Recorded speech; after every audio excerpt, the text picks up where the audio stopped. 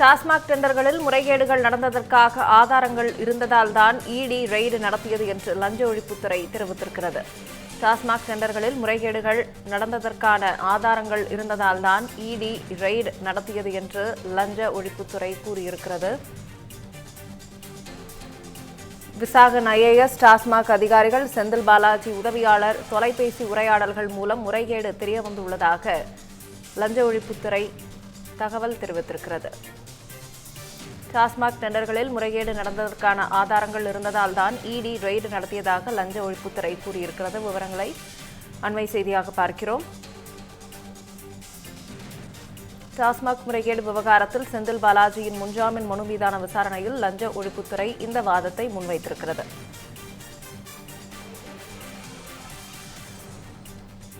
Visakan IAS TASMAC அதிகாரிகள் செந்தில் பாலாஜி உதவியாளர் தொலைபேசி உரையாடல்கள் மூலம் முறைகேடு நடந்தது தெரிய வந்துள்ளதாக லஞ்ச ஒழிப்புத்துறை கூறியிருக்கிறது. செந்தில் பாலாஜி டாஸ்மாகில் செய்த முறைகேட்டில் டிப் ஆஃப் த ஐஸ்பர்க் மட்டுமே நாங்கள் குறிப்பிட்டுள்ளோம் என்றும் லஞ்ச ஒழிப்புத்துறை தெரிவித்திருக்கிறது.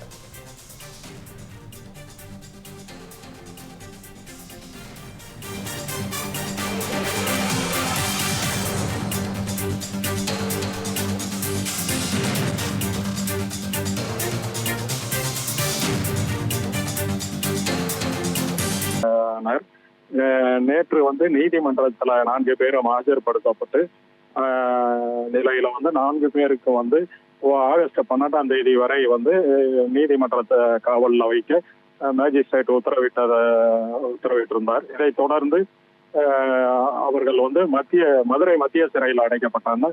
இந்த நிலையில பத்திரப்பதிவு செய்த சார்பதிவாளர் ஜஸ்டின் மணிகண்டன் சென்னை உயர்நீதிமன்ற மதுரை கிளையில இடைக்கால ஜாமீன் வாங்கிய காரணத்தினால இவரை வருகின்ற 3ஆம் தேதி வரை சிபிசிஐடி போலீசார் திண்டுக்கல்ல ஆஜராகி அறிவுறுத்தியுள்ளனர். இதனைத் தொடர்ந்து இன்று 4வது நாளாக சார்பதிவாளர் ஜஸ்டின் மணிகண்டன் இன்று திண்டுக்கல் சிபிசிஐடி அலுவலகத்துல நேரில் ஆஜராகி இவர்கிட்ட இந்த ஆவணங்கள் எப்படி பதிவு செய்யப்பட்டது, என்ன முறையில பதிவு செஞ்சீங்க, இதுல யார் சம்பந்தப்பட்டிருக்காங்க அப்படின்ற அந்த ஆவணங்களை வச்சு தற்போது 4வது நாளாக விசாரணை நடத்த உள்ளதாக சிபிசிஐடி வட்டாரங்கள் தெரிவிக்கின்றன.